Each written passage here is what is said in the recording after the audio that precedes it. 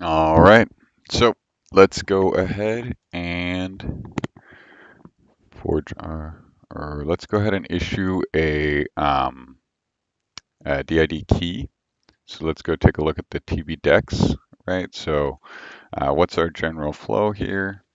So we're going to be, um, generic flow, um, or let's say default flow with where, or default flow when saving to peer, or generic flow. Generic flow outline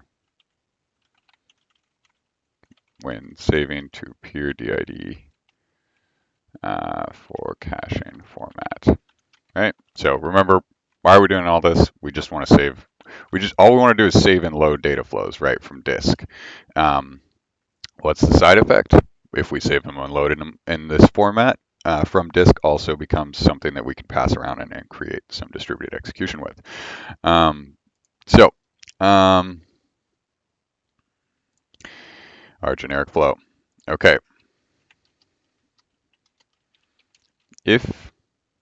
Okay, so if, or let's say DID entity. Okay, so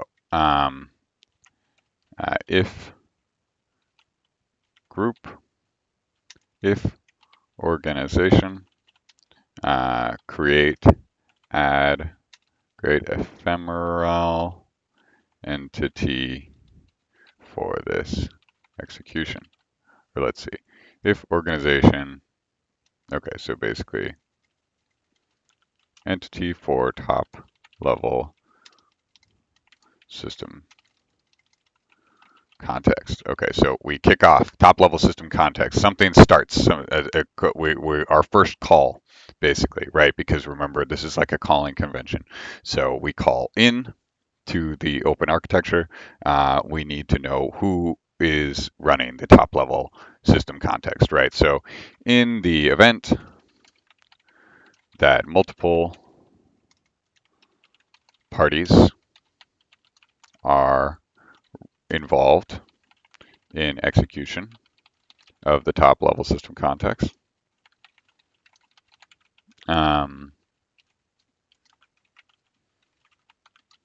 equally, right? So basically, everybody is equal in some org, and you're all running this thing as an org. So maybe you're doing like a key signing ceremony, right? An entity, an ad hoc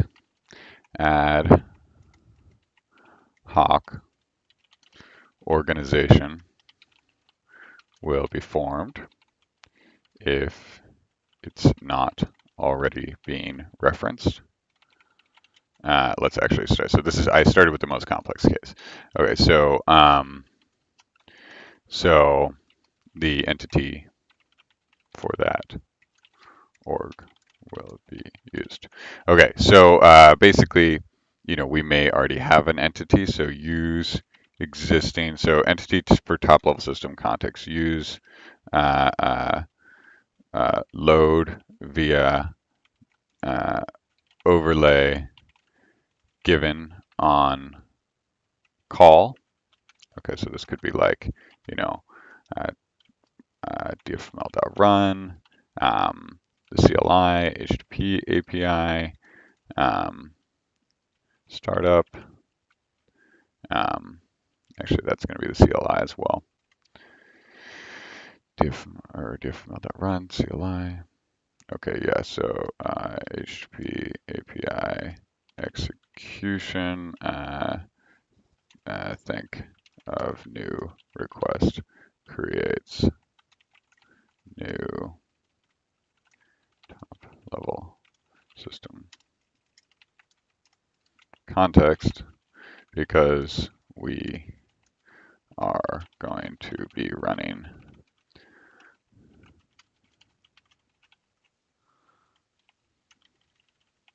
some subflow, some flow to respond to an event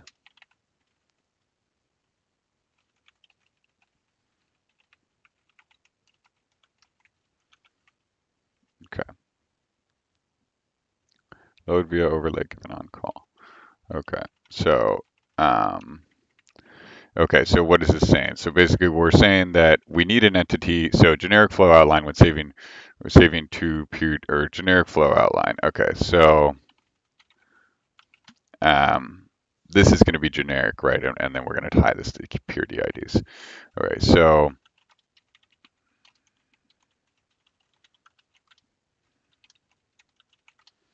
we have a top level, we'll call this calling convention.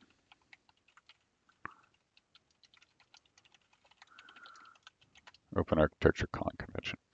Okay, so entity for top level system context. Okay, so load via overlay given on call, basically, right? So every top level, every call. So in this case,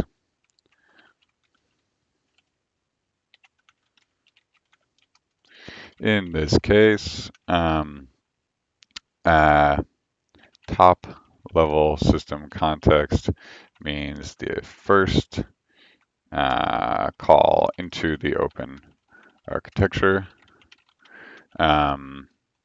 Subsequent calls once within the callee, that becomes the new top level system context in relation. That becomes the new top level system context. The original becomes referred to as the parent system context. The caller.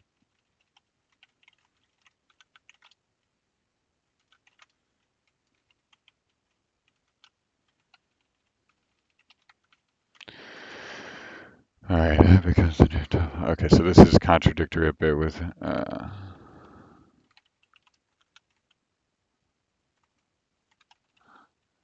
once within the callee, that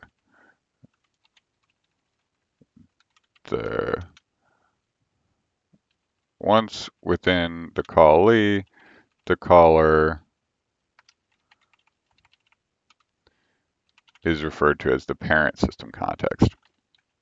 All right, so the callee should only be referred to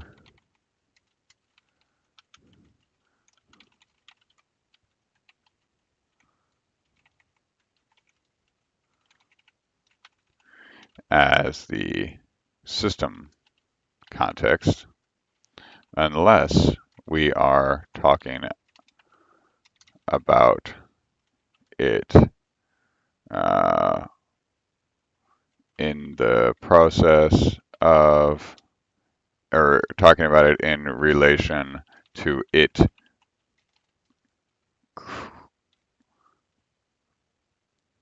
being a caller itself of a subcontext.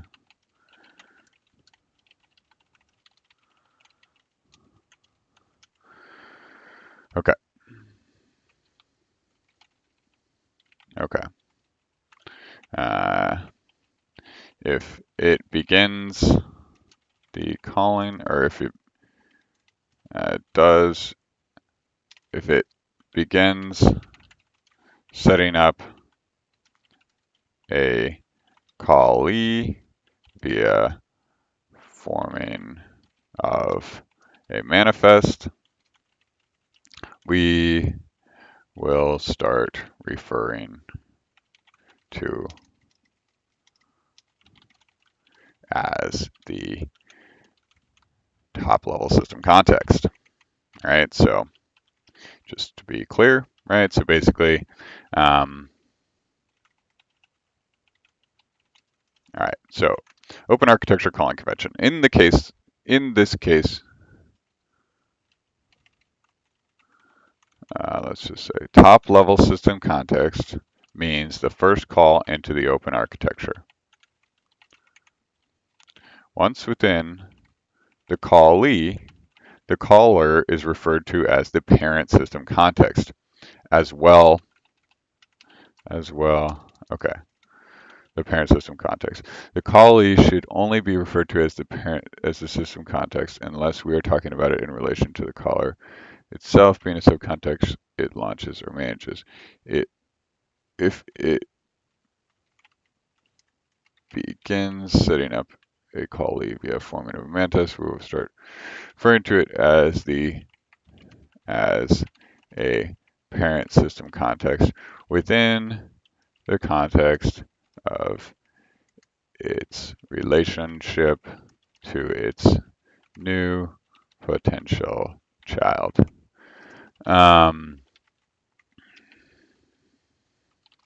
A strategic plan. Okay, so strategic plan which suggests a system context will be in the parent, will be a parent system context in the provenance data of the, are we recording?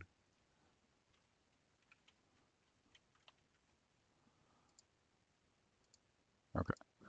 In the context, will be a parent system context in the provenance data of the system context which chooses to run that suggested context. The running context will be the callee. However, the context that does pickup is, okay, yeah.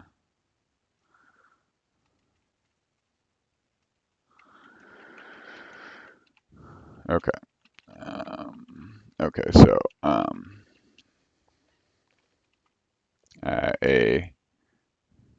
okay, so yeah. So you can have a context can have multiple parents. Only one of them can be a execute a context with status. Okay, so we have stage right now. So stage, execute stage, cleanup. So yeah, so maybe we'll just reuse stage because operations already have this notion of stage.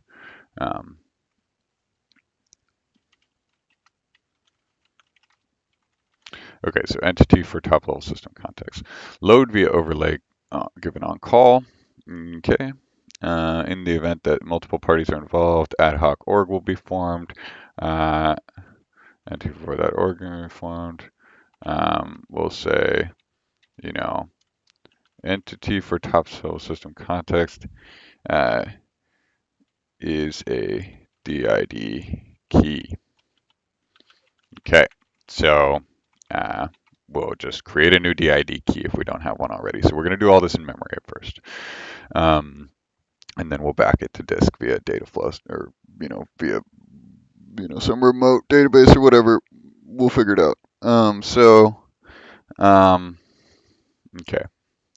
Entity for top level system context is DID key. Okay, so let's see. So in the input network, basically we're going to write, this data flows class, and then we're going to write input networks using data flows class, which are just operations, which basically just sit there and listen for, incoming DIDs. And then when they get them, they'll add them as inputs. They'll grab the off-chain data, however they need to grab the off-chain data, and they'll convert them to inputs, right?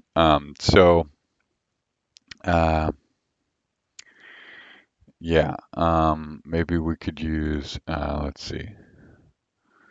We can use these for encoding operations. Manifest. Okay. So, yeah, because we're going to use the manifest to encode the data as well. That's static data. We'll just run it and it'll return us the static data. So everything will be a manifest. Okay. Of operations. I can also just have flows added to chain, which returns static data. Okay. So we're going to add a layer of indirection there right now, and then we're going to optimize later. We're going to take it away. So let's see. Deity manifest.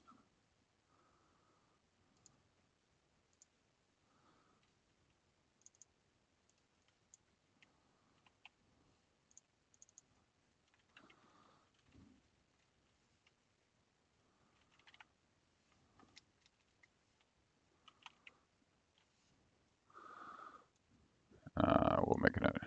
Should we have a DID just for static data primitives? Yeah. So so remember, this is the pure DIDs are almost more of a messaging thing than actual, like what you know people have been thinking of with consensus maintained blockchains, right? So this is really just our cryptographically linked list here.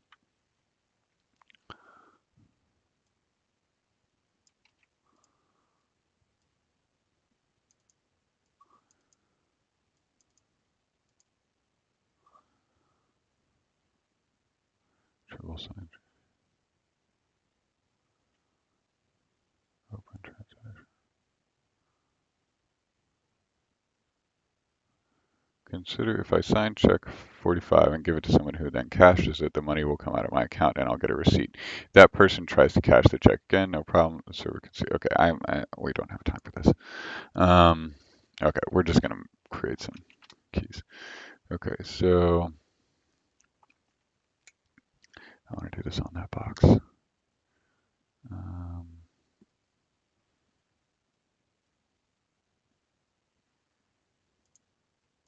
Yeah, I want to do this on this.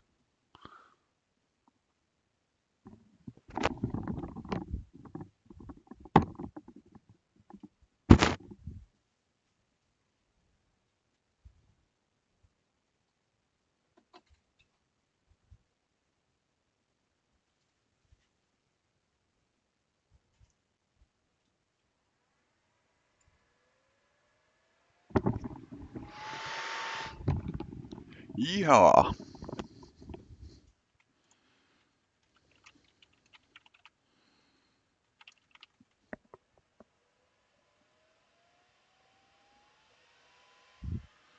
Oh, we gotta go hit F1 eventually, huh?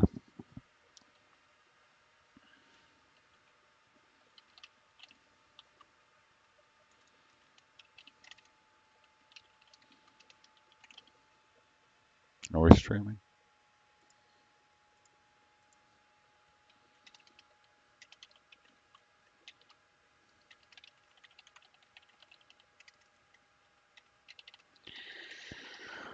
Okay.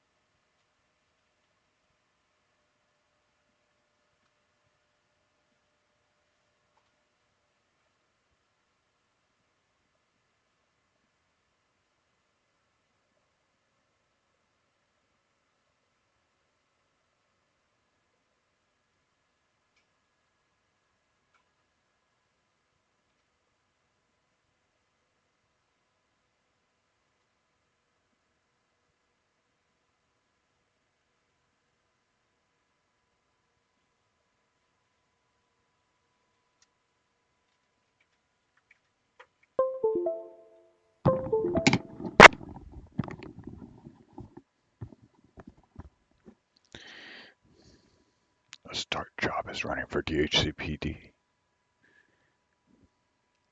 Reach target login prompts, start a Git TTY, and let's see. Very exciting, very exciting. Okay, we gotta learn how to make some keys. We're gonna have to go use our good old friend, the JSON web key. Wonderful. Okay, splendid. Here we are. JSON web key. Okay, let's jump back into this, and we're gonna try to decipher this JSON web key stuff. Okay. GG, really? Is that what I named this thing? Okay. Yeah. Okay. Ah, I love it. I love it. I love it. I love it. Okay.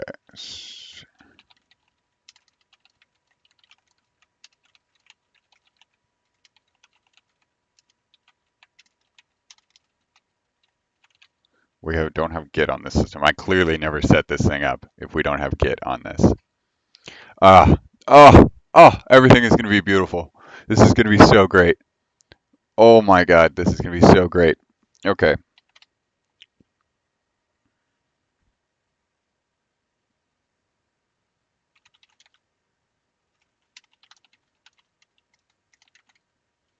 Okay. That's right. Now this is working.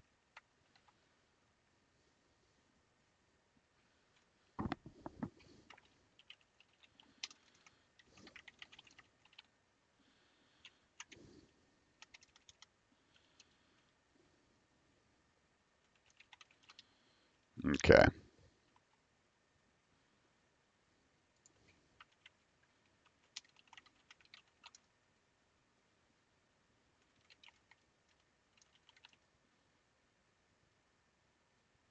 Arch Linux Docker run.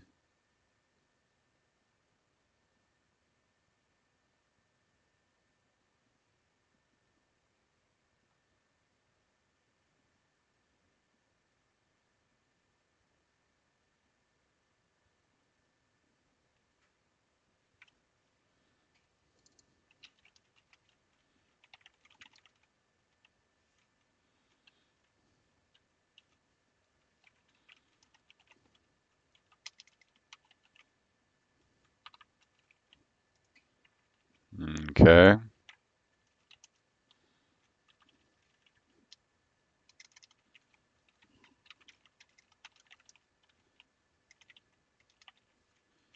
Okay, so copy the contents to the mount directory.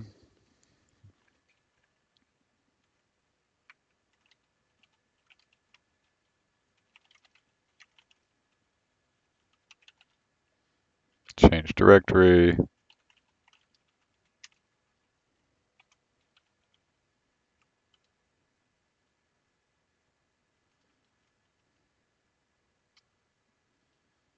Okay, we're just going to try this.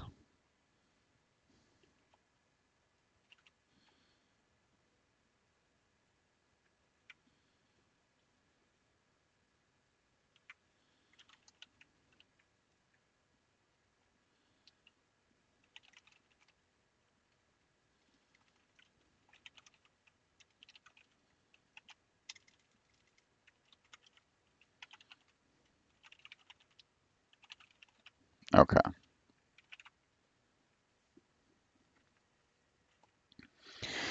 I want to do this from the server running on the chain, damn it.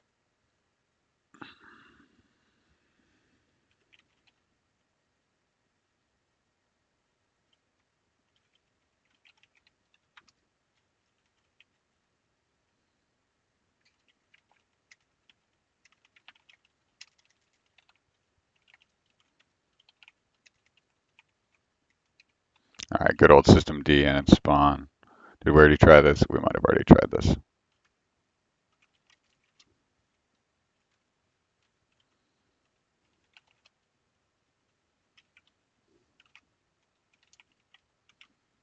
Okay.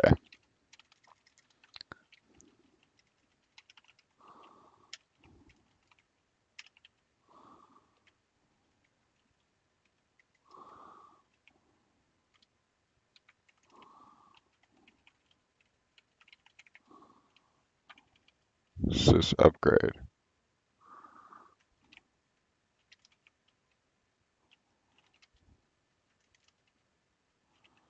Root DB path.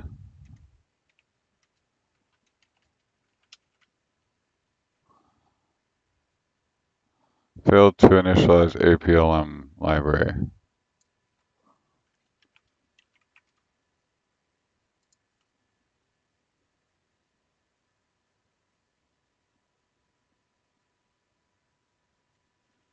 Pac-Man TV.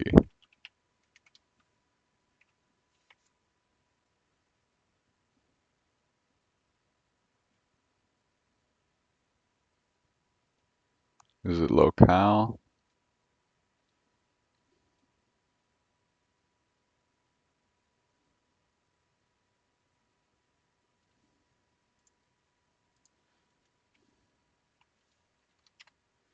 Out here.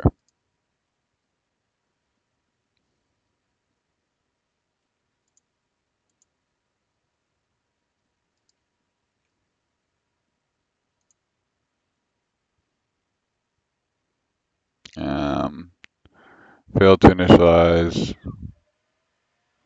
Archlink host. Alright. So somebody says go see this. This says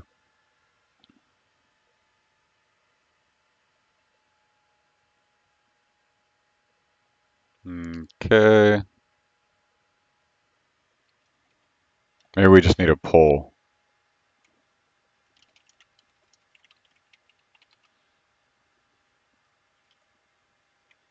No, we're running the latest version.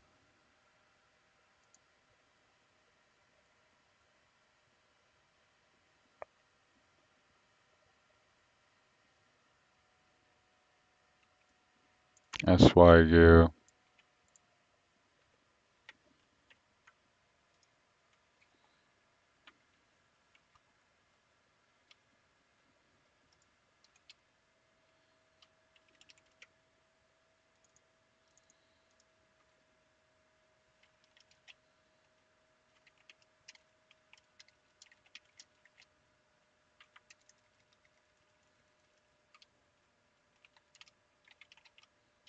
Okay, so there's something wrong with the permissions on this thing, with the containers.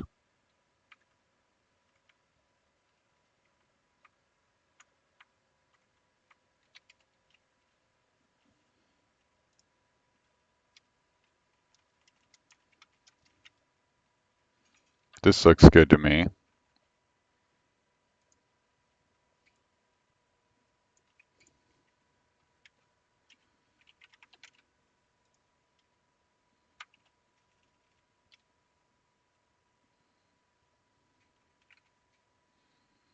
No confirm, no progress bar. What is this?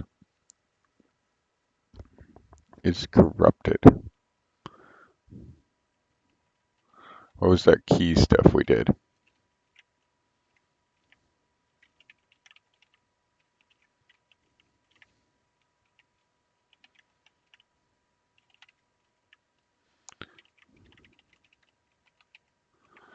Remember we did some key stuff? Okay, so come on. Okay.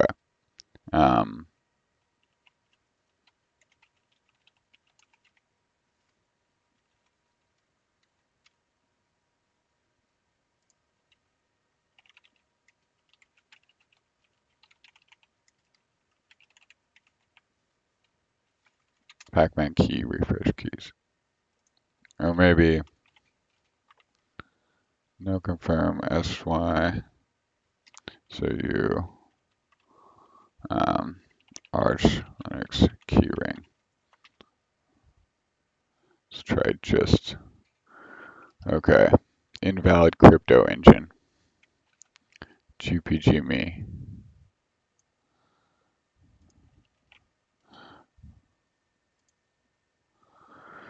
Wow, this is a bitch. Wow, what the fuck?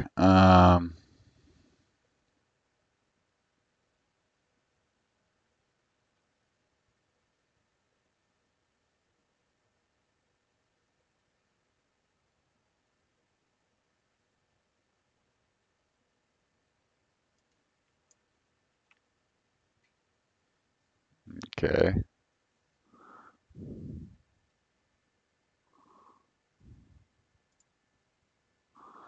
So that's step 4. Where's step 4?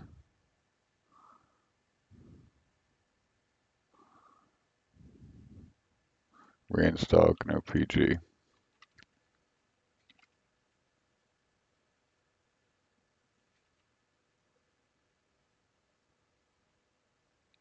File.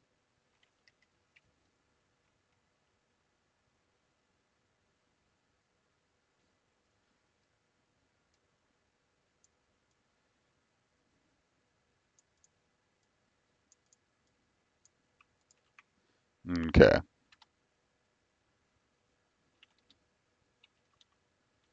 Okay. So let's try this key ring.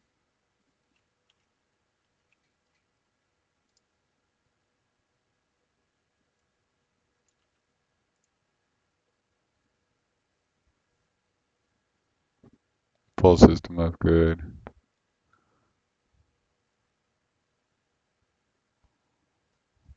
Why are they in mount? I think we're in mount too.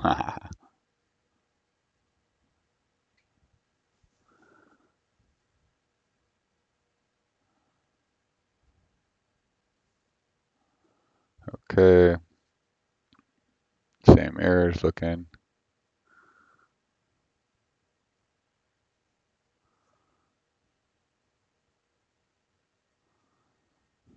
Why is this happening? All we're doing is pulling the latest Arch Linux.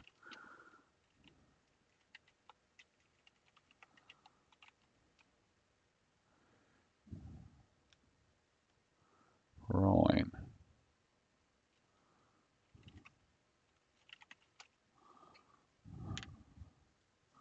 Okay, December. That's not that long ago.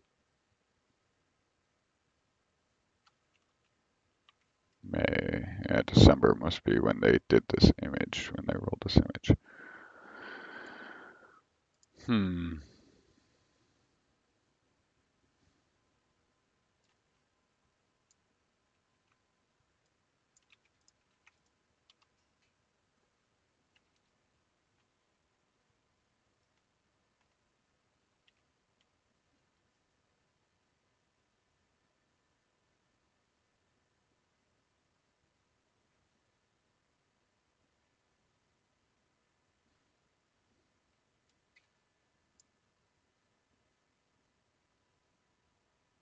All right, this is hopeless. Fine. It doesn't matter.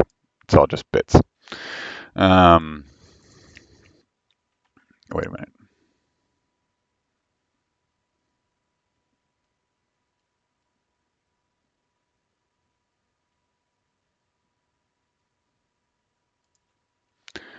All right, it's all just bits. Okay.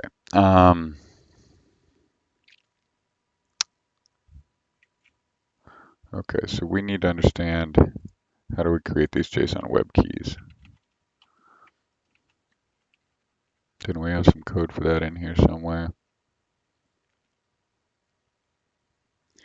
Here's where we were spinning up SSI service, peer DID, okay.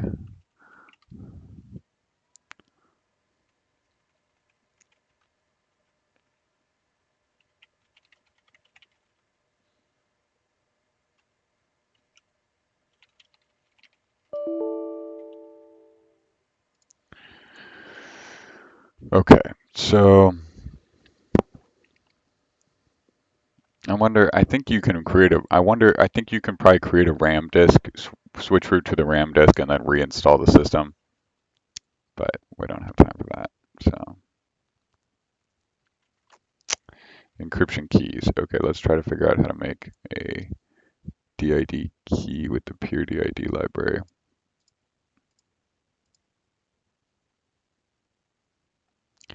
Now malgo 0. I think that's what we're looking for. So I think that's just a key. So signing keys 1. Okay.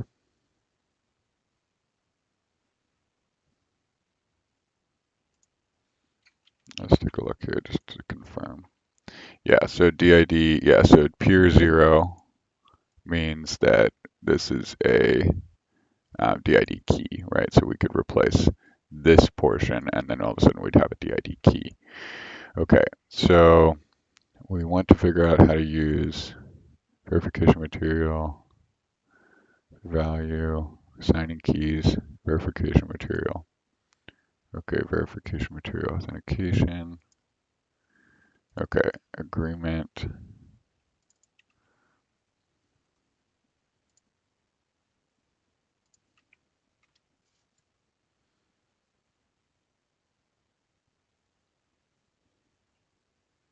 So where is this coming from?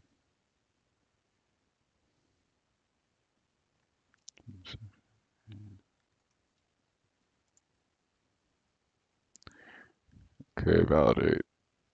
Okay, generates PID 0 algorithm. Is the idea doc for this type to social key. Okay.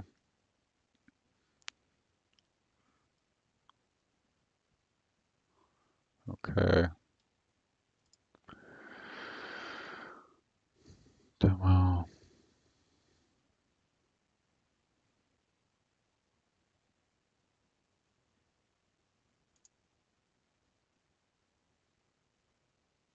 How do we sign this stuff? Maybe the DID com library has some more insights into that, I think. Yeah. Okay, here we go. Yeah, that's right. Verification material. Okay. Format JWK. KID, DID example.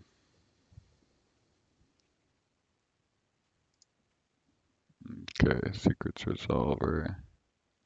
There's all Alice's keys. And what are we looking at here? Okay, so these are ED25519 keys. Okay, so are we at 933? Okay, so ED25519. What else we got? X25519. Okay, so let's go through these. Okay, so we have quite a few key agreements that we can use. So let's go pop open another window here. Oops.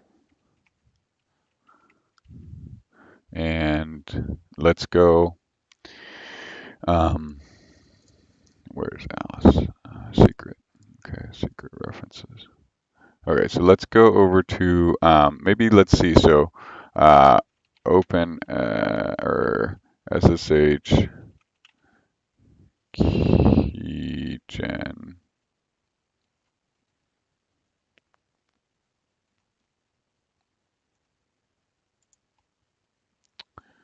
Okay, what kind of, okay, here we go. ED25519. Okay, so ED25519.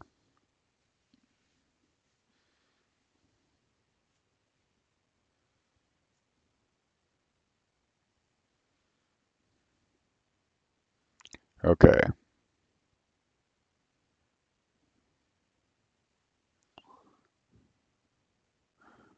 okay, let's see. Look, we're looking at our list here. So I think let's go. I didn't realize this was going to be this nice. This is clean. So ED25519, I think will just give us a clean cut over there. Uh-oh, Ruffles. Um, Ruffles.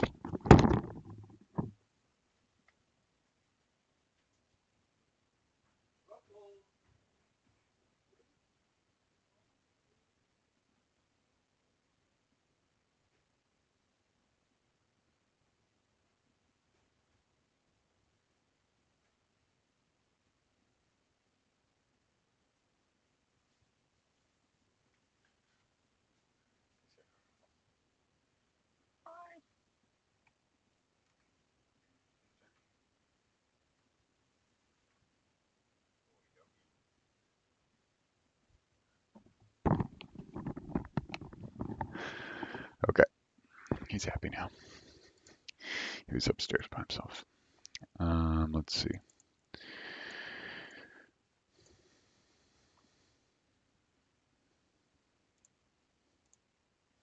Okay, so let's I wonder, find principals, check no validate, sign, verify. I think if we do this, this is going to allow us to, so GitHub exposes everybody's public keys, which is great, they're public.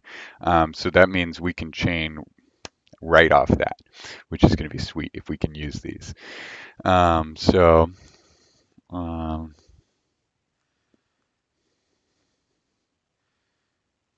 Specify for key format.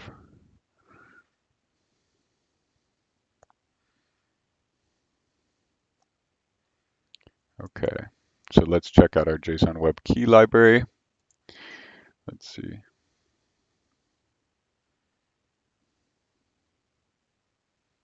Export, import key set, imports in RFC 7517. Okay, so JSON Web Key set. Okay, from PEM, JSON Web Key, export to PEM, from PEM. Okay, creates a PKCS11 formatted data loaded from a PEM file. Import from PEM. Imports key from a data loaded from a PEM file. Oh my God, this is gonna be so cool. Okay, if we can do this, it's gonna be awesome. Okay, so let's do SSH keygen, or let's see.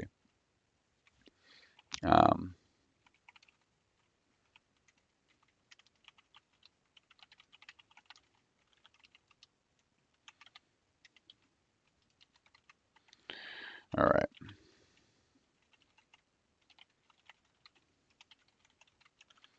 Okay, SSH keygen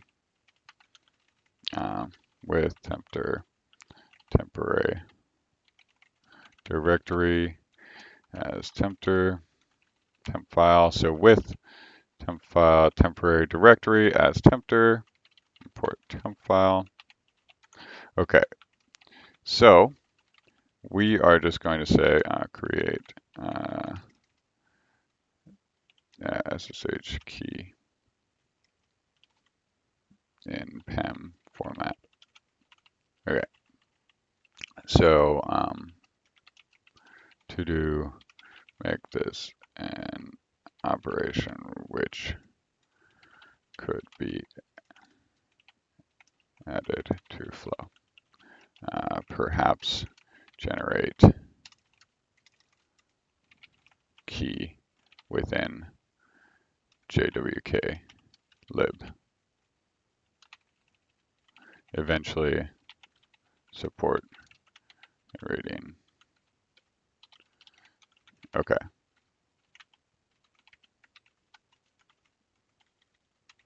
Okay.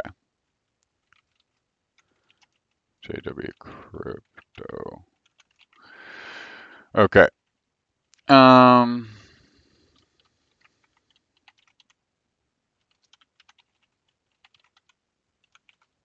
Okay, so SSH keygen, and what did it tell us?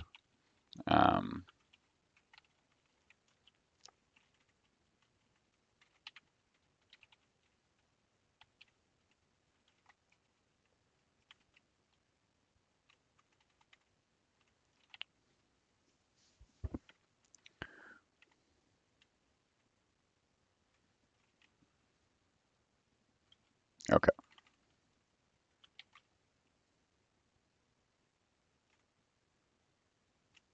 Temp file.temporary. Oh, put the parens in the wrong place. SSH keygen. Okay, so dash T, and then we want so dash T. We want this one, this ED25519, because that looks like a supported one from the DID com stuff. And then we want M format, and what do we side? Man, SSH keygen, format, PEP, or not PEP8, what was it? PKCS. Oh, PKCS 11 download.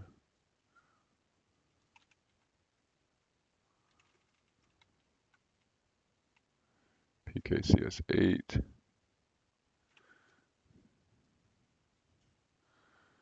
RFC.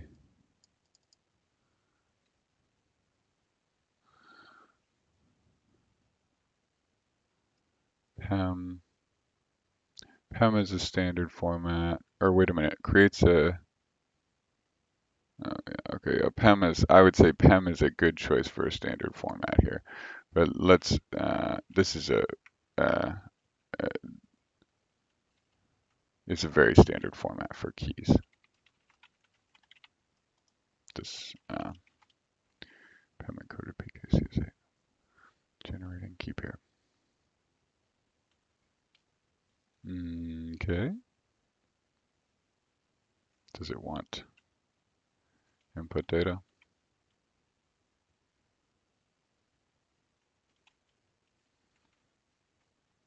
Logger equals self.log.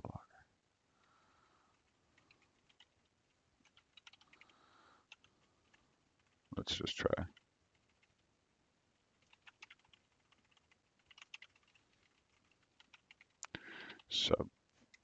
Subprocess dot check call. See what happens. It might be choking on line, waiting for a new line. Yeah, enter place where you want to save the file. Okay, yeah, we're choking on that new line. Yeah, I wish we could just set it up to read. I think there's a way. I'm not sure what it is though, but there's a way. Okay.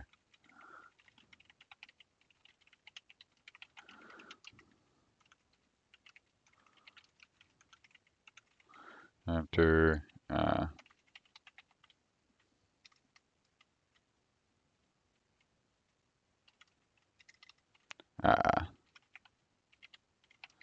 identity root key. Okay. Enter passphrase. Okay. Let's say, okay, so to do make passphrase configurable. Okay, now you know we're just going to do it now.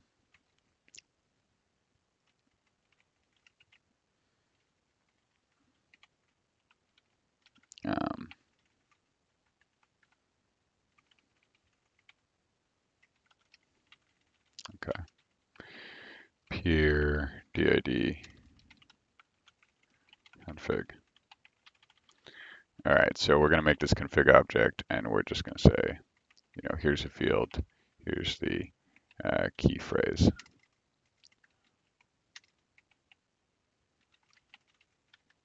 So what we would do is we'd make a config and then another config. So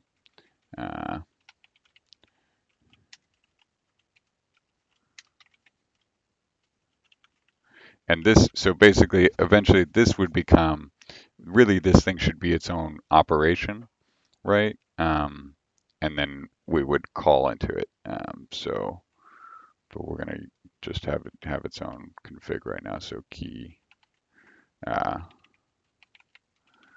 key, passphrase.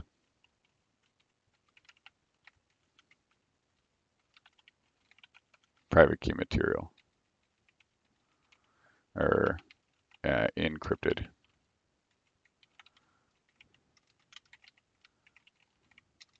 Encrypted private key has a password.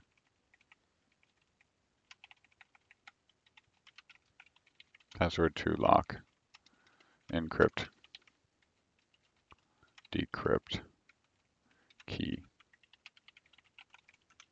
All right, and so why we use this? Well, okay, so if somebody gets a hold of your private key, they still have to crack your password to be able to use it, right? So and we'll make it so that it has to be set. So encrypted private key. Okay, so where's our data flow down here? So we can say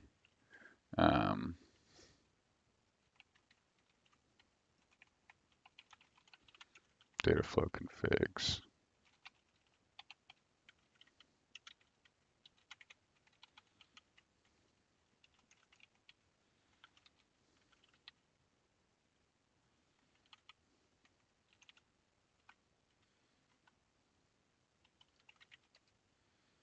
Okay. So encrypted private key and the passphrase equals must end by run. Right, and by doing this, so why are we doing it this way? Why don't we just hard code the password? Because doing it like this means that we have technically done our due diligence here, right? We did what we were supposed to do to make this thing secure, right? All I have to do is provide a password, right? The rest of it, is up to you. We know that we need the key in this format. We have to have the key in this format right now, but we can say to do make this configurable in the future.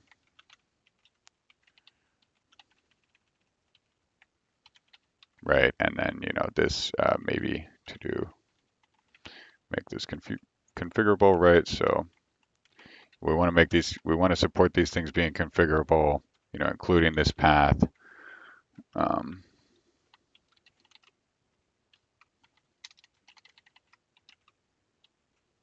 Really, really everything should be configurable, right? That's our goal here.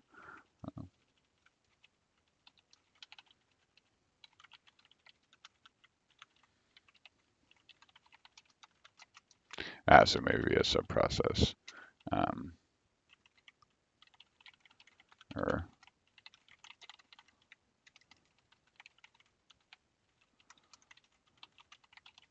so there's a PR for the subprocess-based operation implementation network, which would cover stuff like this. All right, so basically generate our key.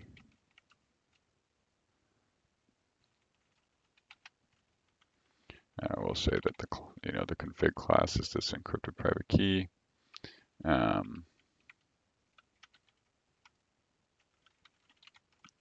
call help right now. Get the arguments. Key phrase. Oh, key passphrase. All right, so now we can say key passphrase equals something dumb or something throwaway. And now all of a sudden, we haven't dug ourselves into a hole here. Data flow object has no attribute config, but doesn't have a config within it. There we go. Okay, so empty passphrase. So this was supposed to run help. We probably didn't ask nicely enough. We only did -h, -- help. All right, okay, so let's see, so SSH keygen provide keygen passphrase command line. N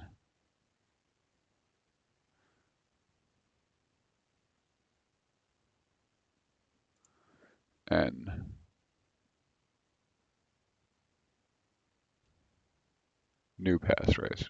Great.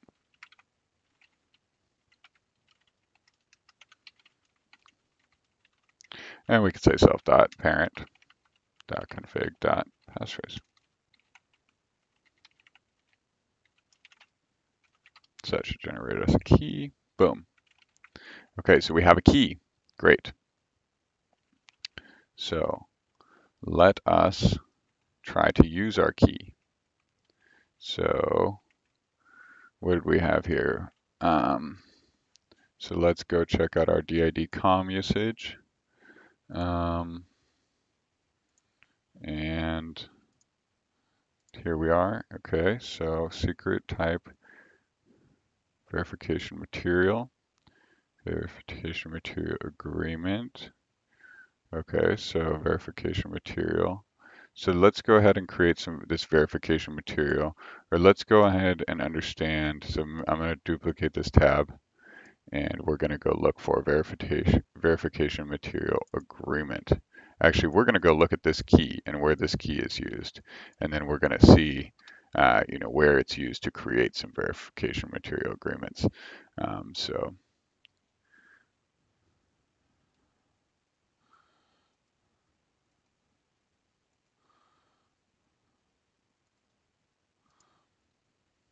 you see, I end up with a lot of open tabs.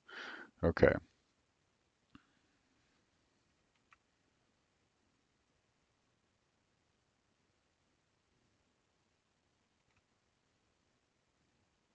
This isn't looking good. So let's go and check out this verification material agreement. So let's look for this. This doesn't look helpful.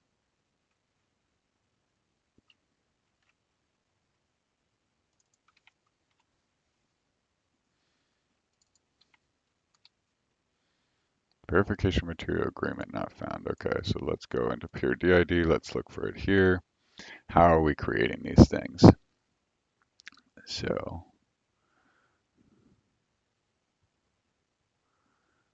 pure DID helpers.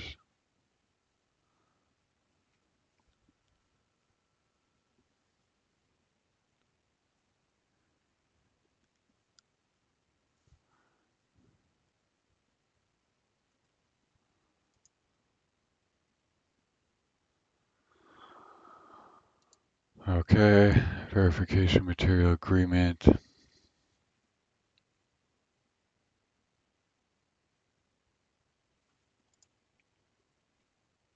Input multi-base format expected. Input multi-base format expected. Okay, so basically decode multi-base incumbent bias. DID deck decodes multi-base incumbent bias to a verification material decode for DID doc. Okay. Multi-base. Okay, verification material format PDID.jwk. Okay, so we want verification format material JWK. Okay, so let's see if this is used anywhere. For base 58. I think we want this thing because we don't care about the numbers. We don't care about like this is sort of like, we're getting into this key stuff.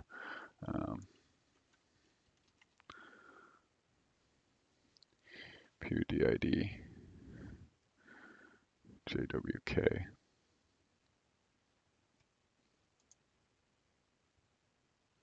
Base 48.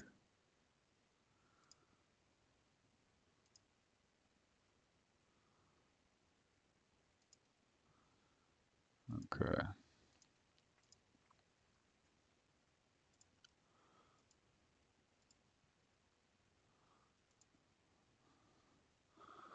All right. So we need to figure out how do we make this work here. PUDID base 58 key format. This is the thing we were just in. Git JWD. Okay. Material type. Material format.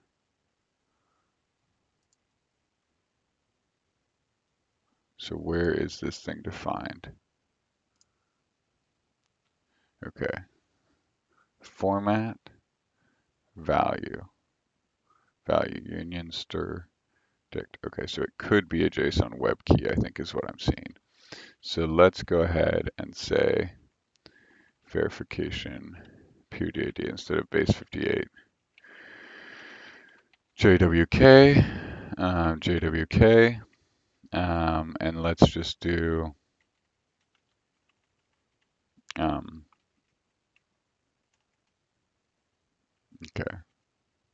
We're just going to do one at a time.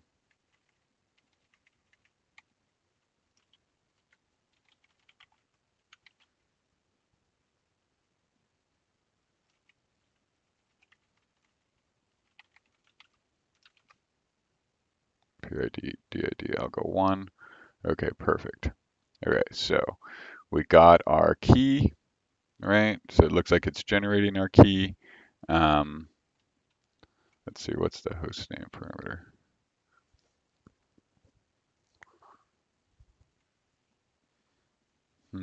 I wonder, no. Okay. Yeah.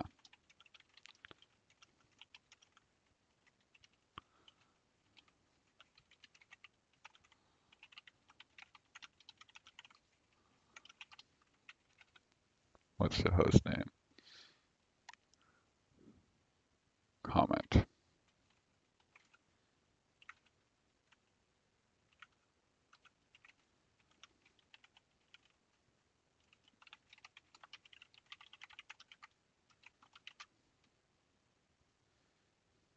Comment. Okay, yeah, great.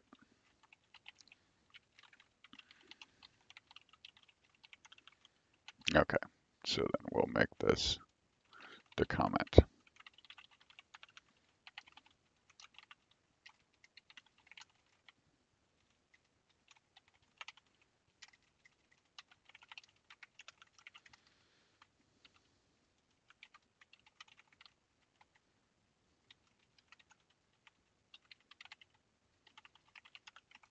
All right.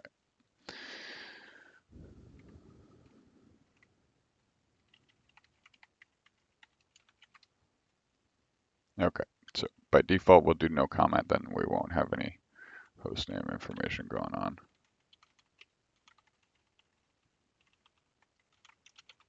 Okay.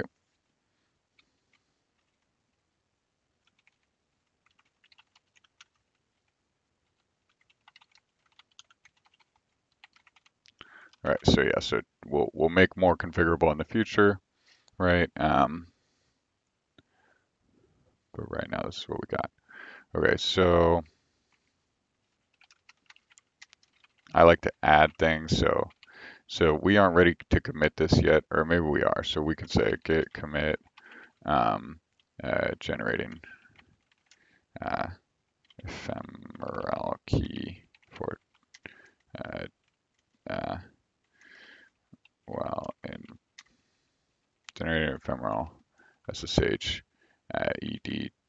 ED25519 key to PKCS8 format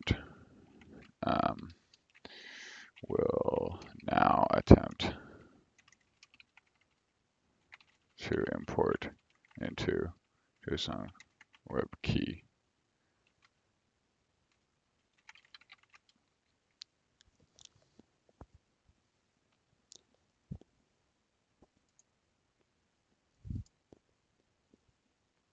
Okay, so let's see, say import from PEM. All right, so, and we can, so check this out.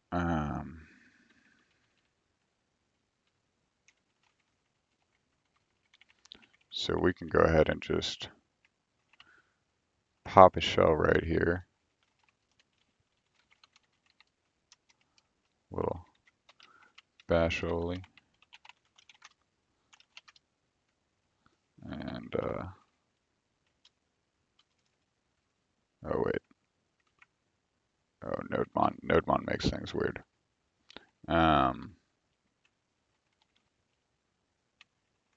Let's say. So I like to name,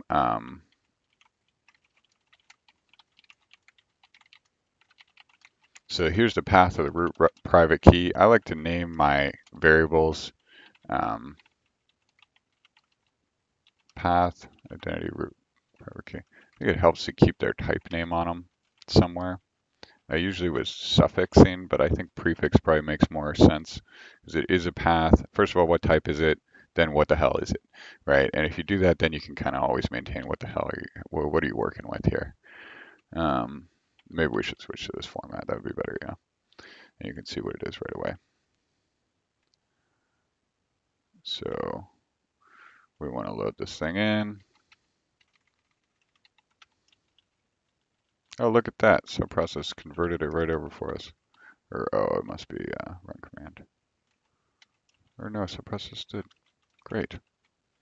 All right, so load key to JWK. So read text.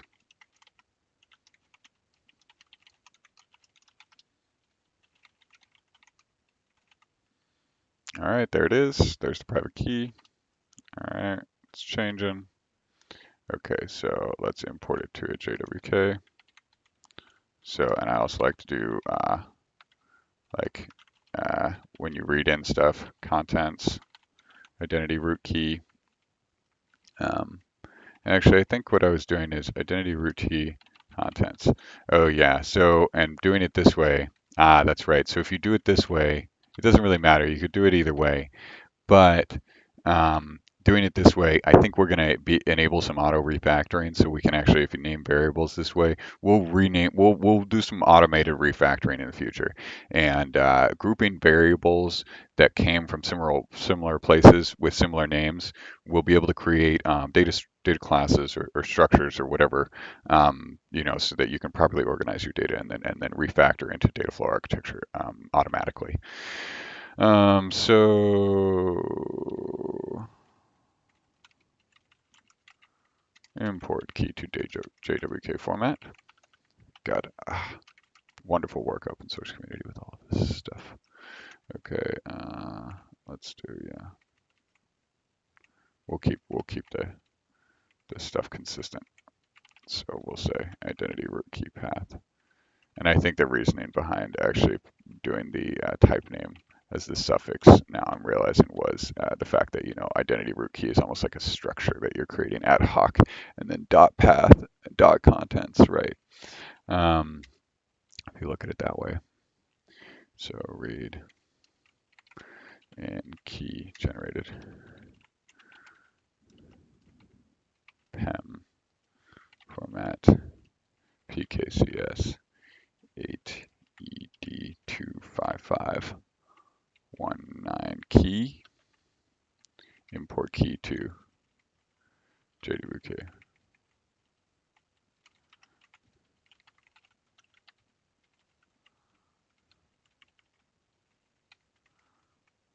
Read in. Okay, read in key contents. It shall support for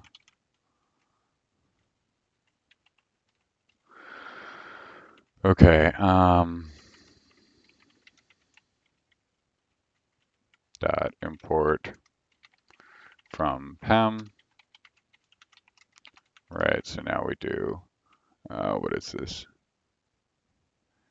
jwcrypto.jwk.jwk. So jwk.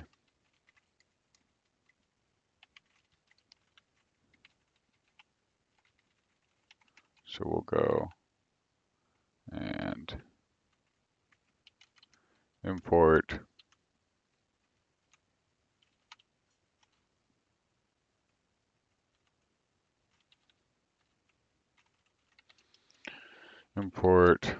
jw crypto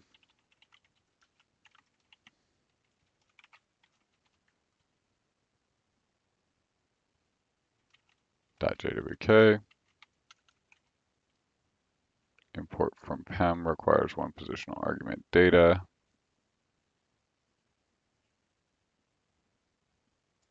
Data password. Okay. Password equals self.parent.config.password. Was it? Did we do password or passphrase? Must have been passphrase. I think passphrase is probably a better word for that. Port from PEM, missing data.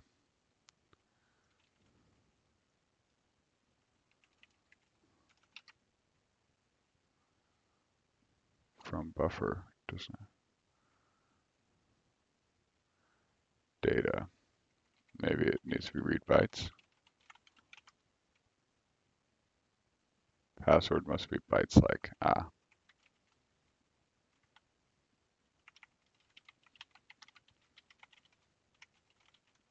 Okay, now we know that. And we can say def post init. So this is our little conversions that we can do, and we can say passphrase. This is some data class stuff.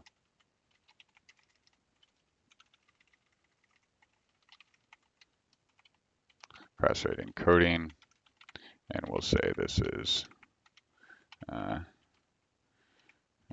byte encoding for string passwords or passphrase.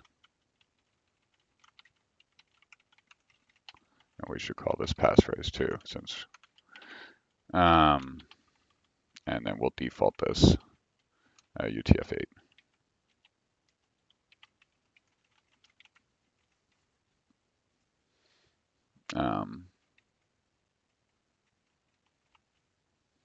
Or let's see.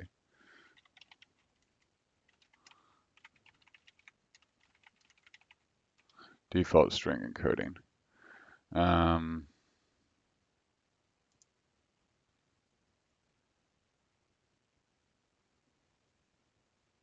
I want to know if we can grab it from an environment or like some Python Git encoding.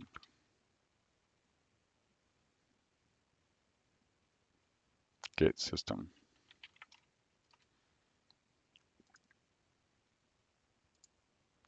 Sys Git default encoding. Okay, great.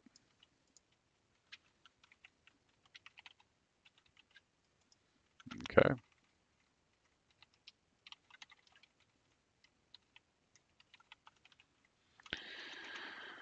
Okay. All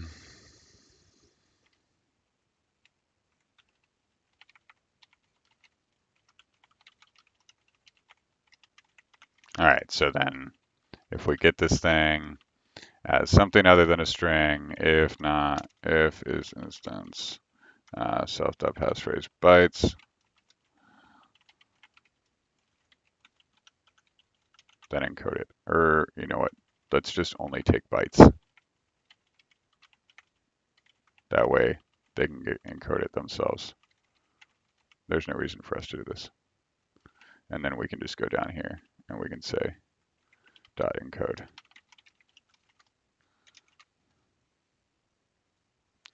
From buffer cannot return the address of a Unicode object.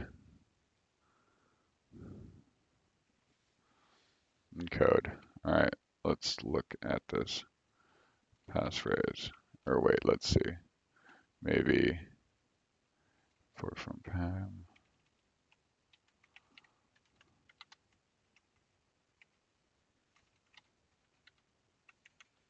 Okay, so this is actually going to log the passphrase on the command line. Yeah, that's not good. Okay, yeah, we have to come up with secret ways of, we have to come up with ways of showing secrets that, we have to come up with ways of printing, let's see.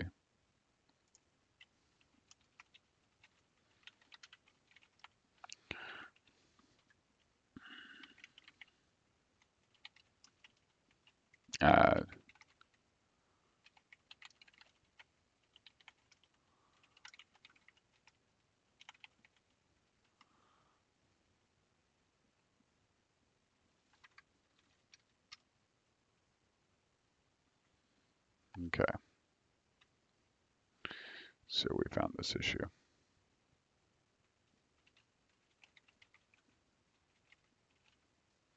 And let's copy paste this for the debug logs there.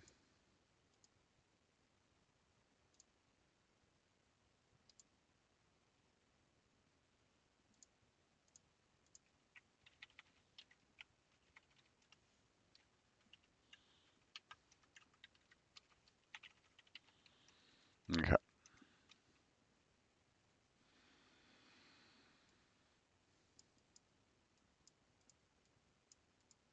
Okay.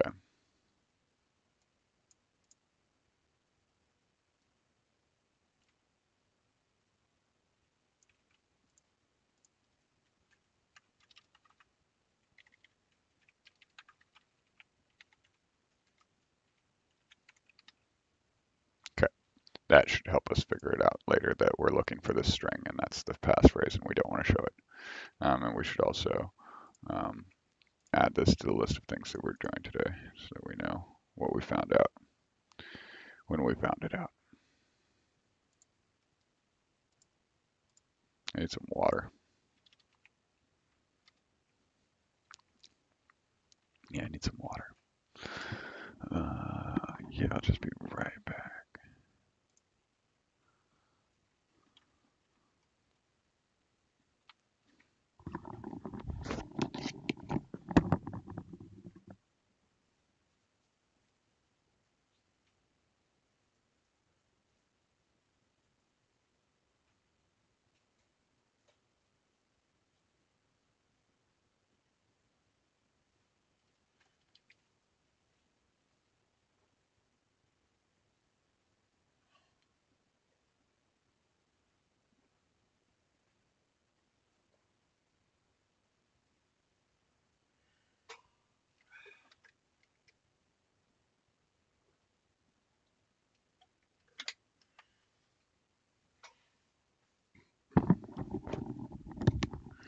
Okay, back at it.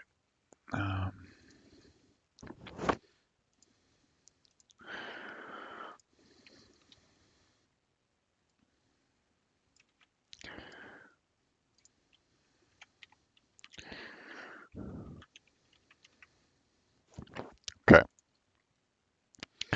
so from buffer. Okay, so from buffer cannot return the address of a Unicode object. Let's just go ahead and print what we're doing. We'll just say, print a dict from ppprint import ppprint, and then we'll say,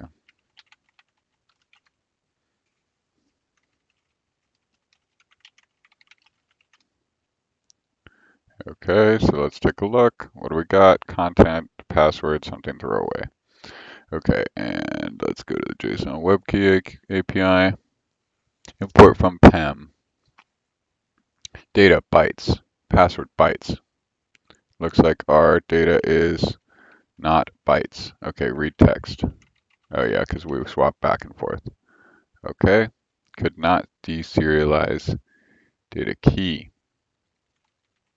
This is always what happens with this stupid crypto shit. It's like OpenSSL is yelling at you for this and OpenSSL is yelling at you for that, and nothing is the right format despite the fact that all of the documentation says we use the same formats. I have no idea why it always ends up like this. Okay, so begin OpenSSH private key. Okay, so it wants bytes, so we probably have to decode from PEM. So we have to decode from PEM. Imports a key from data loaded from PEM file. Ding, ding, ding, ding, ding, ding, ding, ding, ding. Okay, so keys maybe import from PEM. Let's take a look. So let's poke around and see import from PEM. Okay, no usages.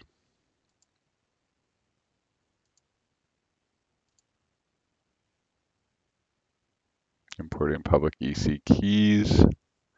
We are doing an ED key. Did I read the OpenSSL docs wrong?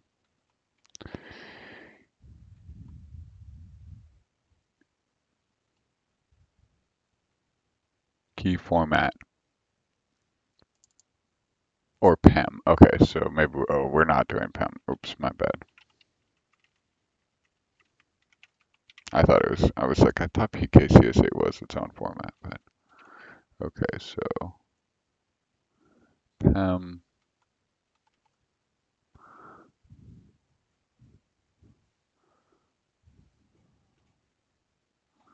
PEM public key. By default,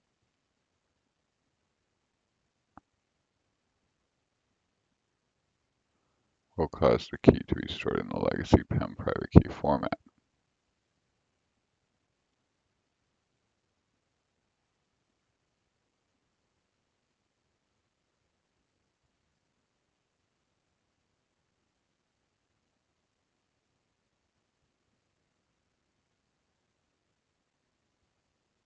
By default, OpenSSH will write the newly generated private keys in its own format, but when converting public keys for export, the default format is RFC, setting the format of PEM. Okay, so is this thing not even changing? Begin OpenSSH private key. Okay, so OpenSSH private key to PEM.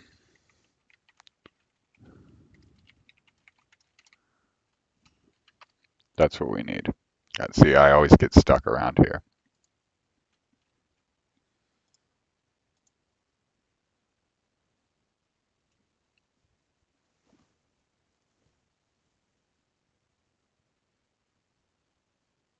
Okay, so the PEM format doesn't.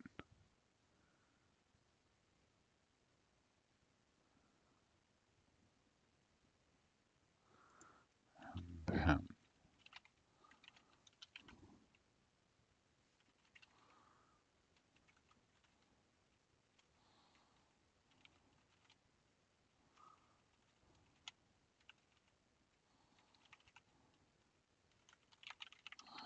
All right, we'll make a little object for tempter.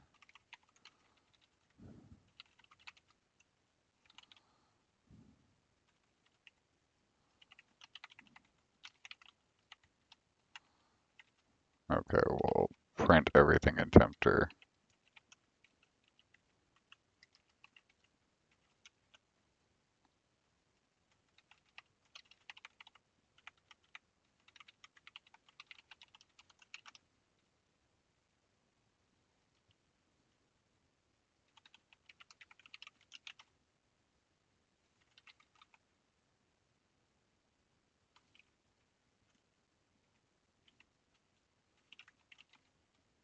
All right, come on. List.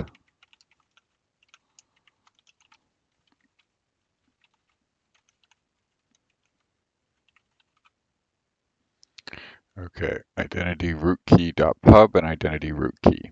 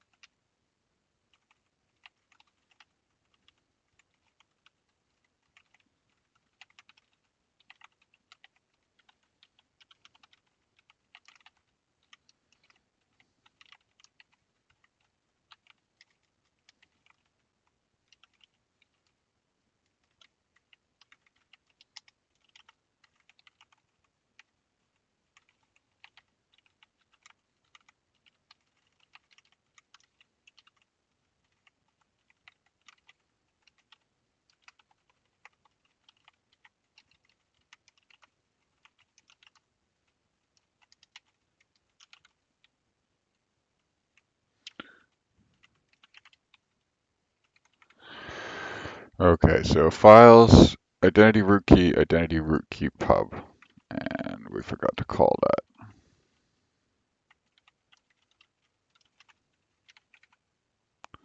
And identity root key pub, OpenSSH private key.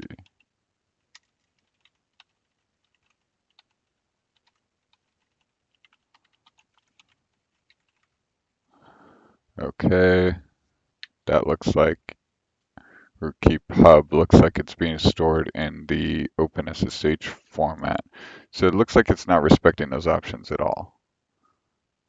Either that or we're completely misunderstanding them.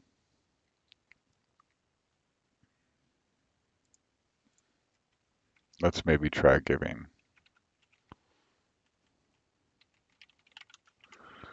We'll just do this for now. And we'll say no passphrase and no comment.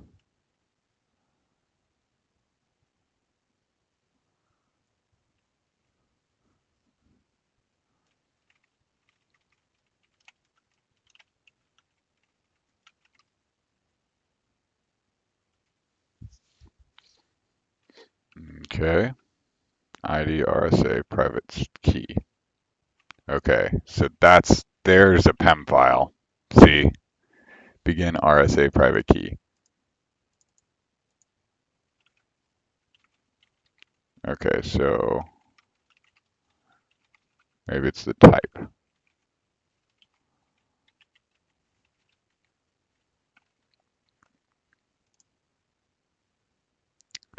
What is this?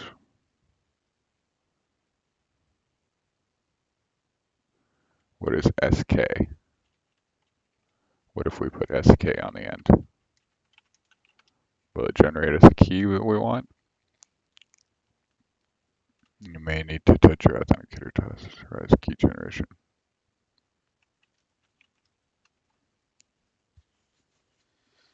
Okay, I don't know what that is.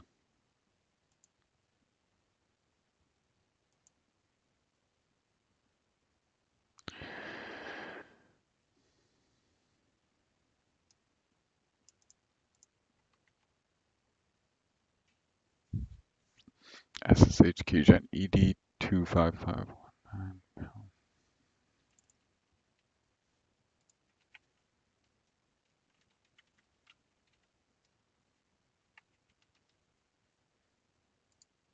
Convert.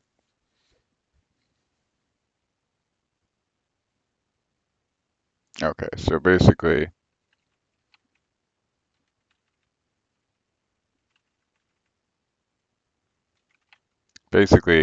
it just outputs it in the wrong format, and you have to redo it.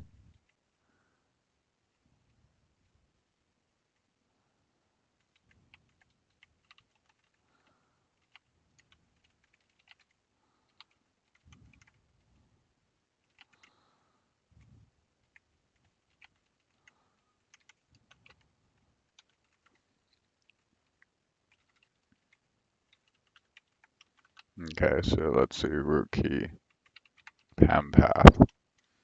Okay, and then we will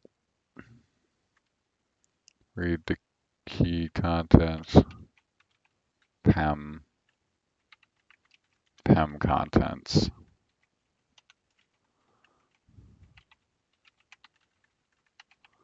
Right, because this has to be PEM. Enter old passphrase.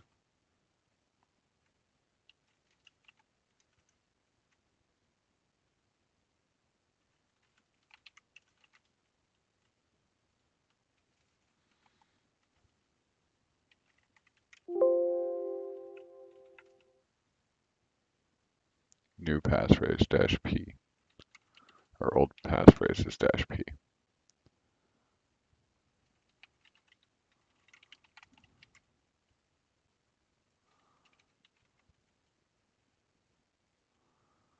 All right.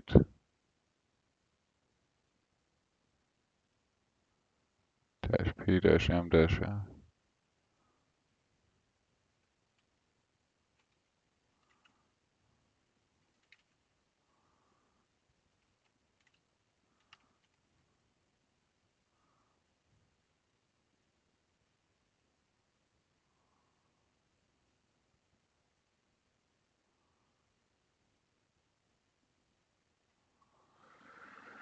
What is it doing?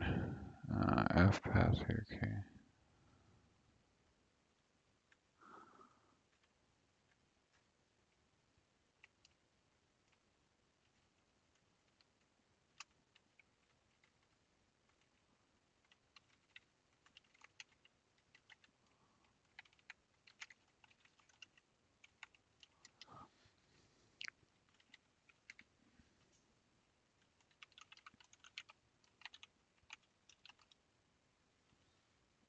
Okay, identity root key pub.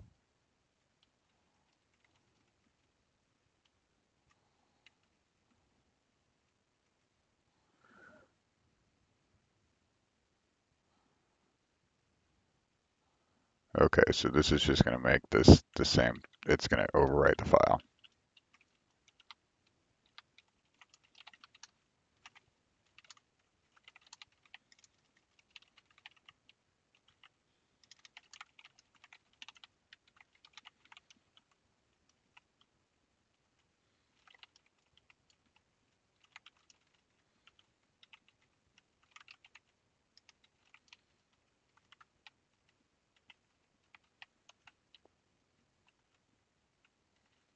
Okay, so we're going to write the bytes that we read, or so we're going to read.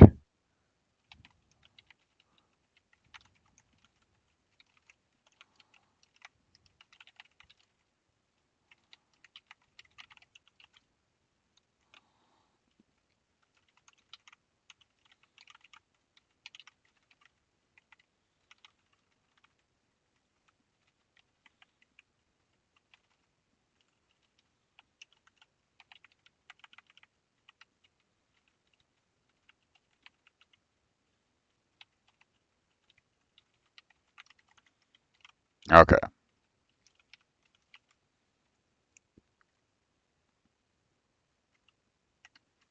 identity root key contents.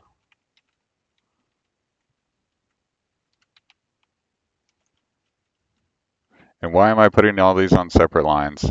Because when you're debugging and one of these things fails and you have it all in the read, any IO should be on its own line. Bytes is new because or else your stack traces are going to be confusing.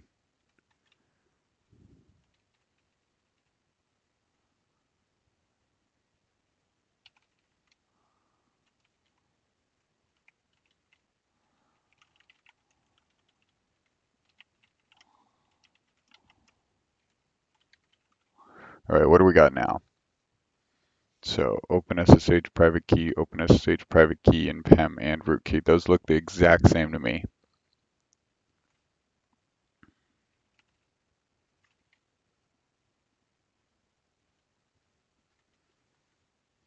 Output is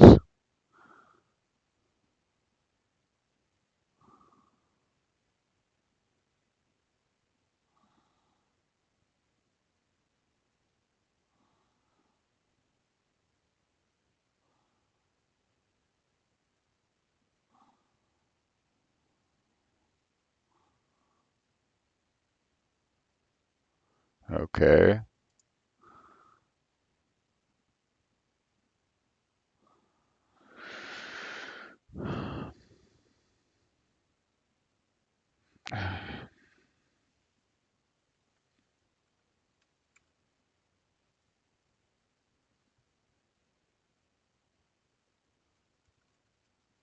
I'm calling for help.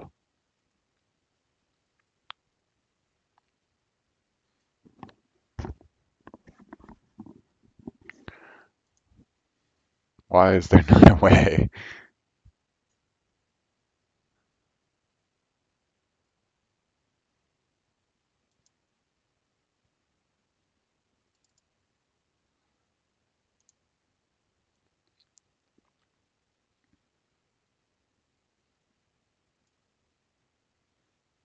Yeah, oh my God. See why having a shared format is so important. Okay, able to work with key files in PEM just fine. I hear you, buddy.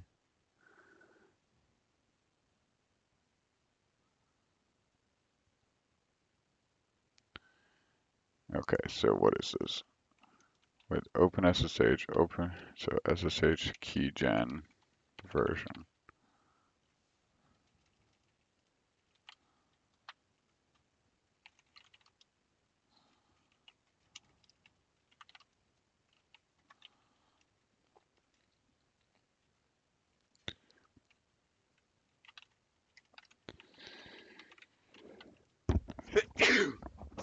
Okay, I'm not figuring out what. The empty password generates a private key OpenSSL compatible unencrypted format.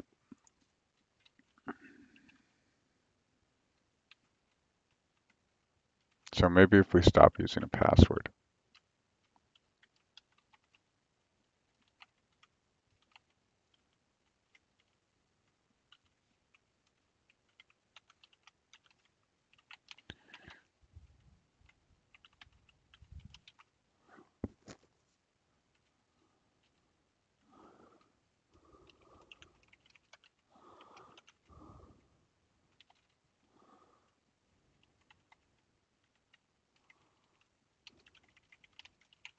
Let's see.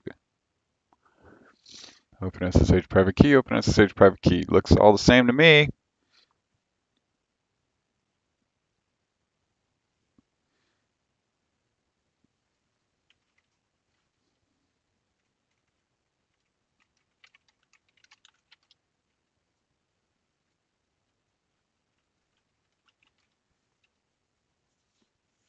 Okay.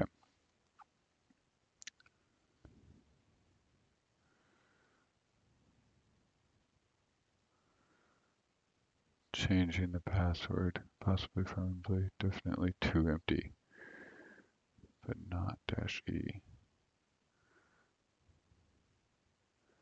SSH keygen -e operates on the new. That's the only format defined by PK. OpenSSL in this century uses the generic format. Okay.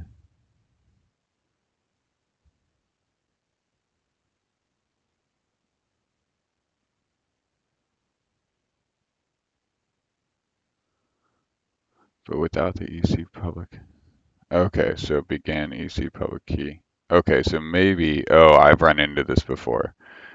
So they are, I've run into this before. So they are being stored in PEM format, but the header is wrong and the library is validating the header. So what we need to do is basically just say write bytes, read bytes,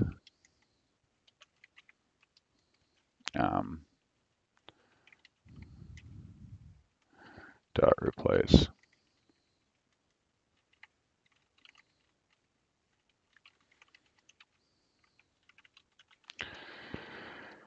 All right. Begin OpenSSH private key. Okay. Yeah. Hopefully this works. Begin EC private key.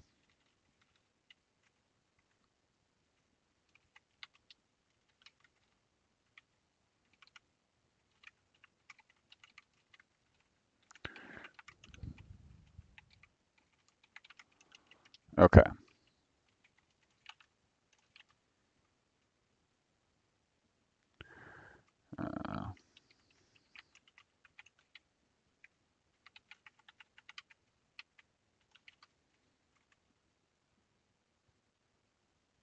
Begin EC private key. Okay. And OpenSSL must basically be doing a no op on that.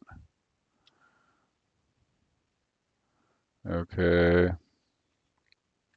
What happens now? Oh, we got a different error. Let's see. Could not deserialize key data. Key data may be incorrect or may be encrypted with an unsupported algorithm or may be an unsupported key type. EC curves with explicit parameters. Okay, so let's try ASN1lib. Okay.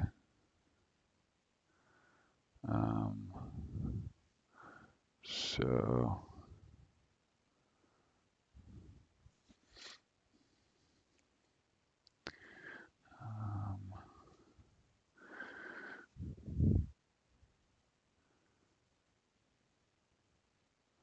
data may be in an encrypted with an unsupported algorithm. All right, so let's try actually adding back that, and then let's say no passphrase.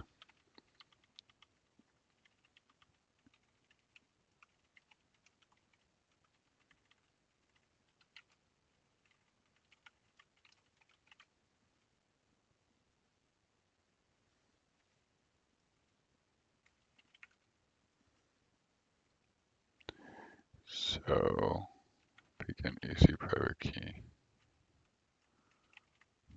Okay, let's run this thing where we get rid of, or let's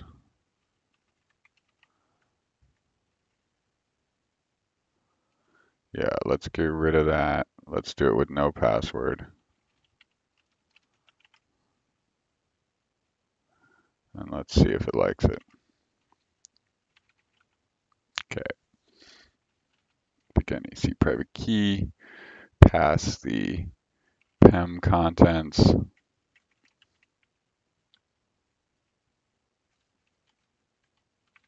PEM contents. Okay. Could not deserialize key data. The data may be in an incorrect format from PEM. The key. Okay, let's see.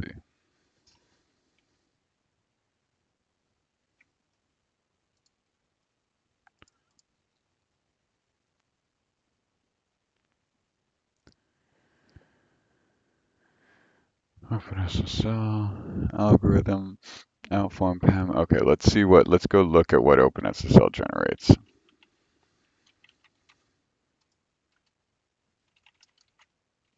Okay, begin private key. That's a whole lot smaller than what we have.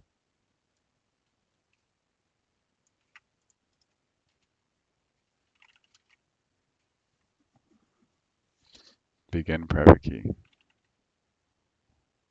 Open SSH private key.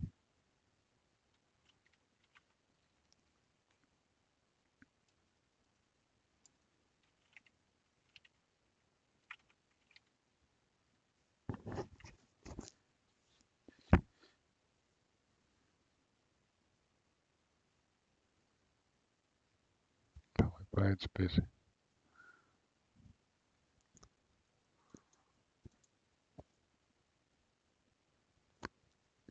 From PEM, so it can take these, begin private key.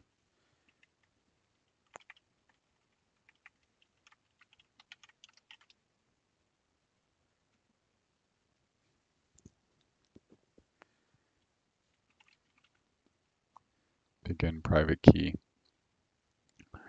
Okay, so it doesn't like it. Still begin private key. Begin private key, in private key. Okay.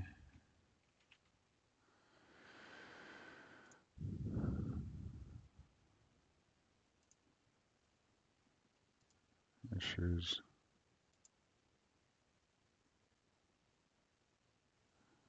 Okay, so it looks like loading from key to here. Okay. Okay. So I want this from an SSH key.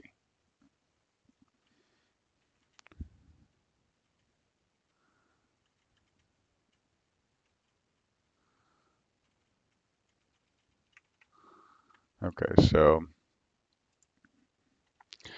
SSH ED25519 PEM. Where is myanswer.com?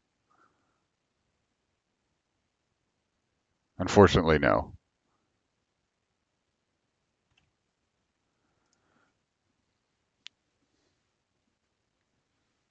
Okay, so what about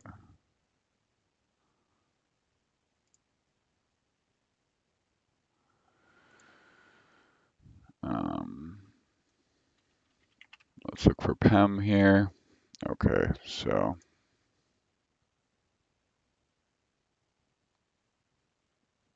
the key should start with in private.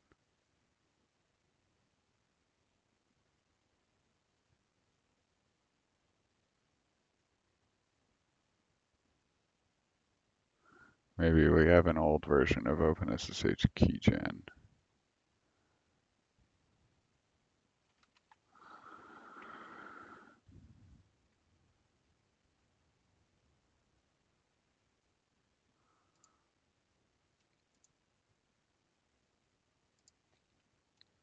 OpenSSH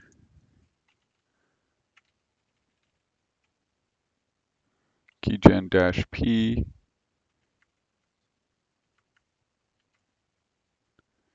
-mp.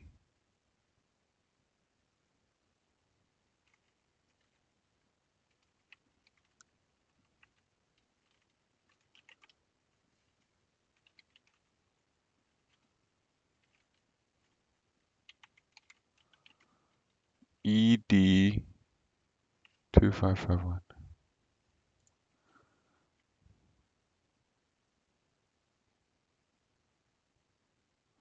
That doesn't work.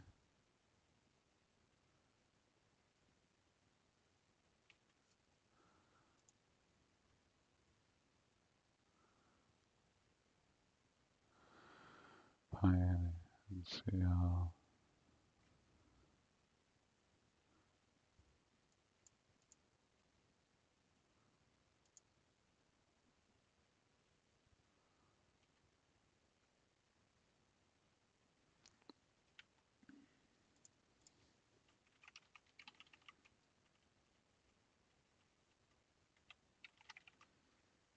Okay.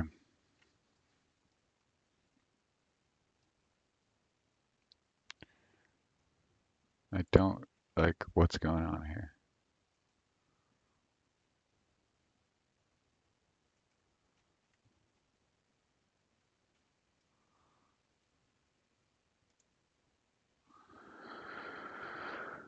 Private key.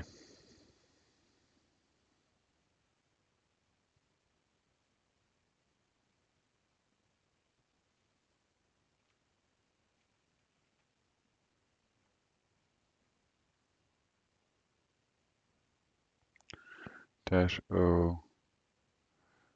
Okay. -O causes to save private keys in the rather than more compatible. This new format has increased resistance to brute force, but is not supported by versions of OpenSSH. ED are always use the new private key format. Okay, there we go.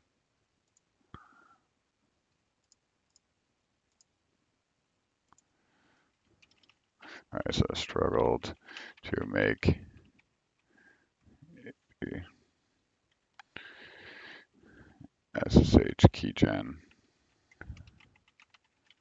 generate to private to PEM format.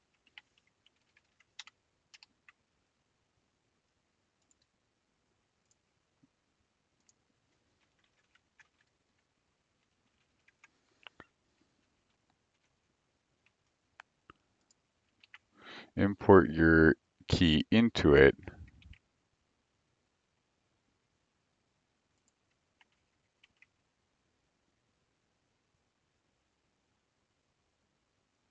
How to load a private key. Generate.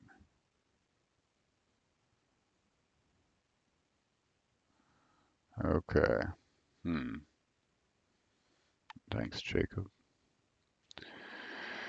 All right, let's see. Import. Save. All right. ED. So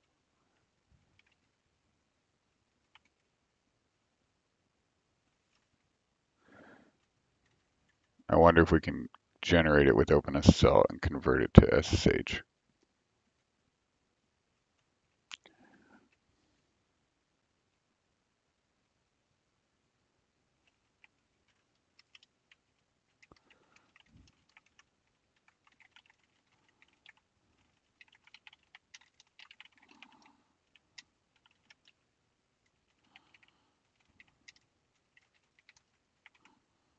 So yeah, if we can generate, because this is going to allow us to sign in. So if we can tie this together really neatly, then we don't have to pass around multiple blobs of data for the initial auth.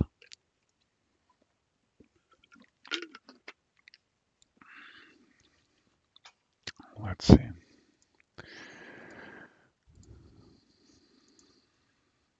Okay.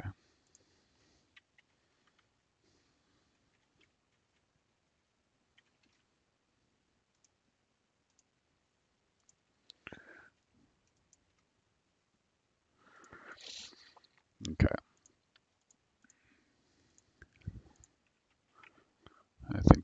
see something where we were generating OpenSSL keys.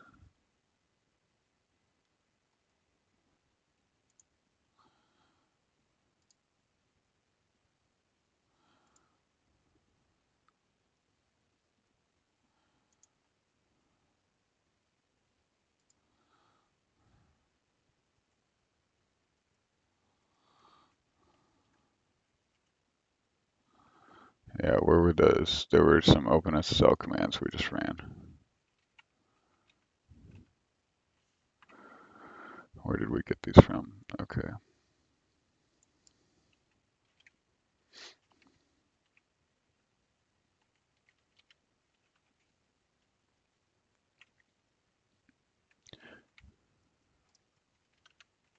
Oh,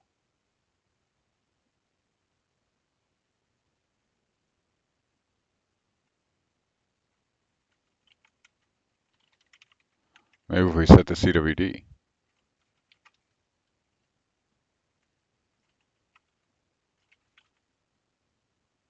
There it is. Is that it? Or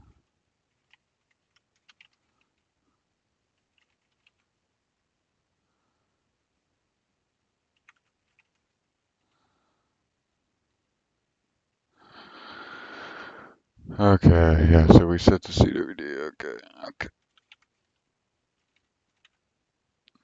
Begin private key. Still doesn't like us. Valid PEM, but no begin certificate in certificate delimiters.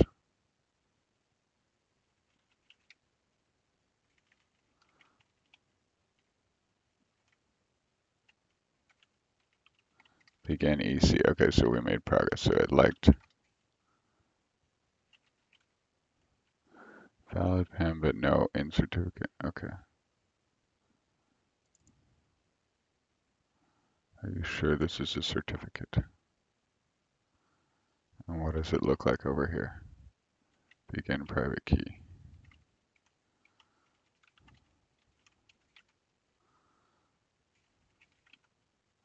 Valid PEM, but no begin certificate in certificate.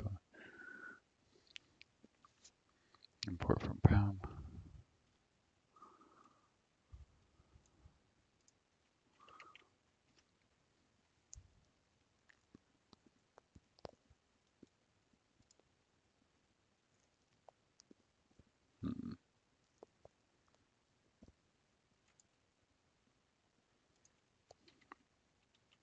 Oh, Rust cryptography.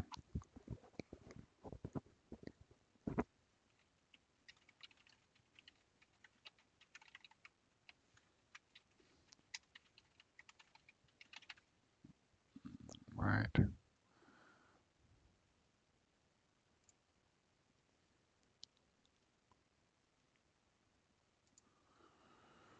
Okay.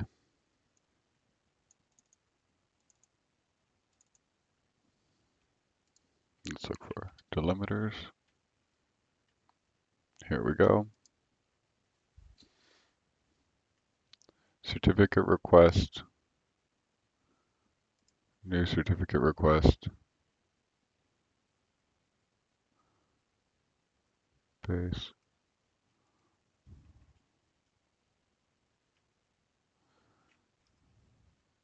Certificate X509 certificate. Okay, so let's try certificate instead of begin private key. Begin certificate.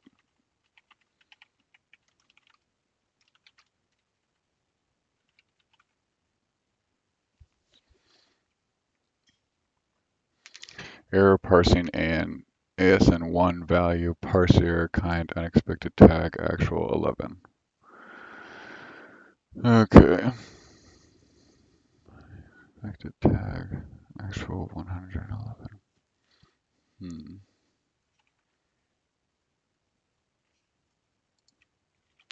Import OpenSSL ED25519 to OpenSSH.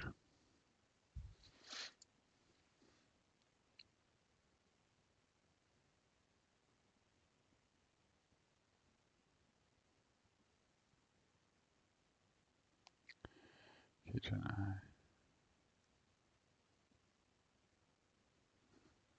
Extract the public key from the certificate. PKCS 8 format keys.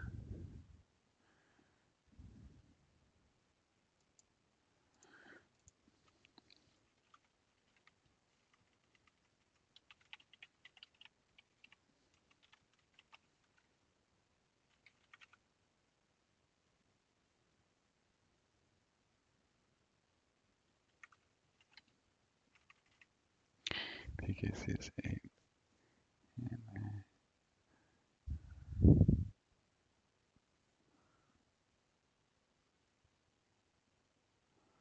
JWK to SSH, what is this?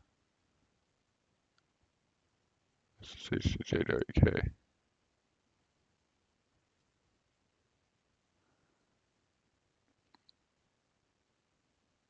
Oh, this is perfect.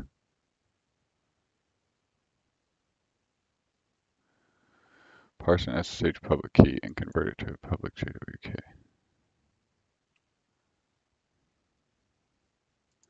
Three years ago.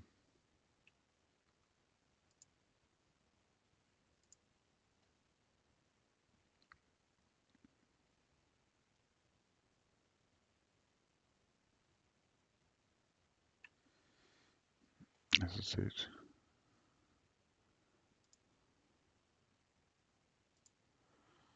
Okay.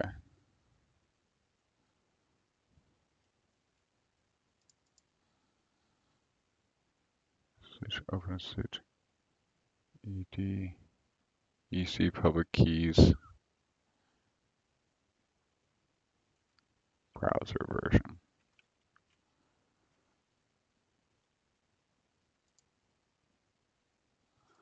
Public key parser. Okay, so this will turn the public keys into JSON web tokens.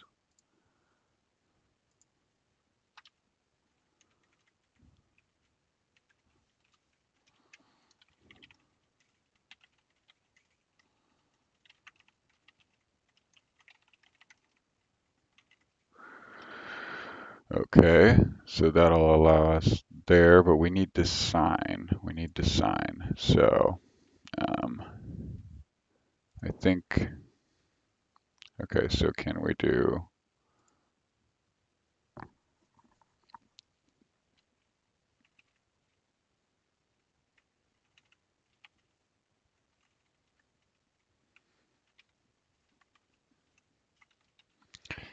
-P.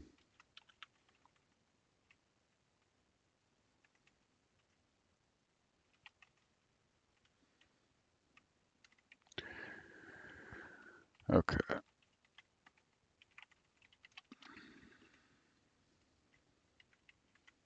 Okay, so we're going to generate the PEM one now.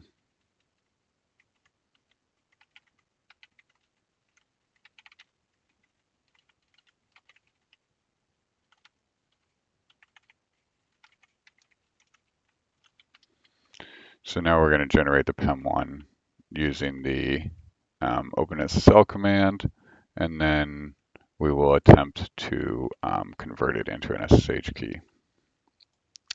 And why are we doing this? Well, because we're going to spin up a lot of infrastructure on demand. So we're going to need access to that, and it's going to simplify everything. And we had this whole thing about Keybase, but honestly, if we can just upload a key to GitHub, because reality is everything is on GitHub. So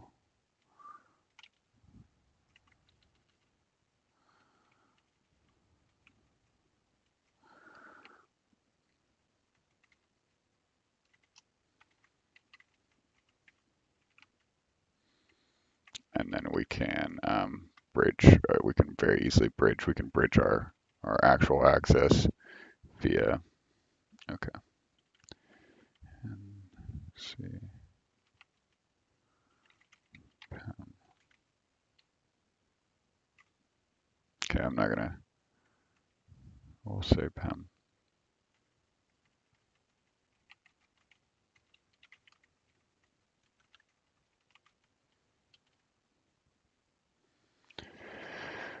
Okay.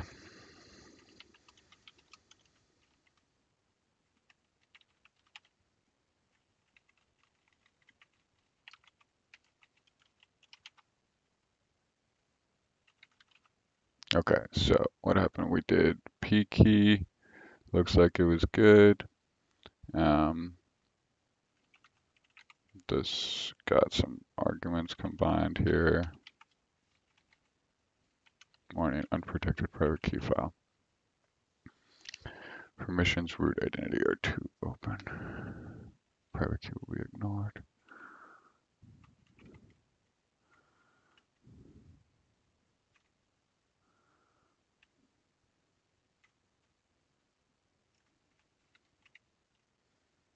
Hmm.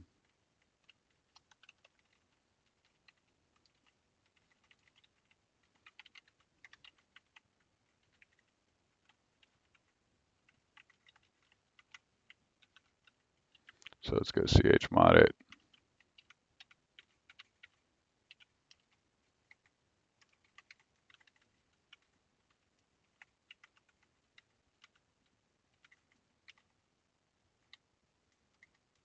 What is it? 0.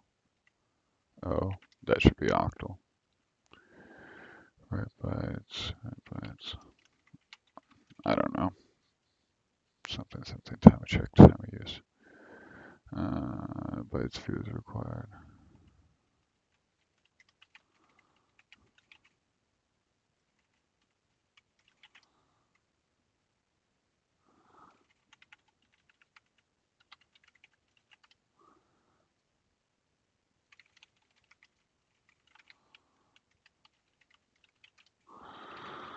Okay, so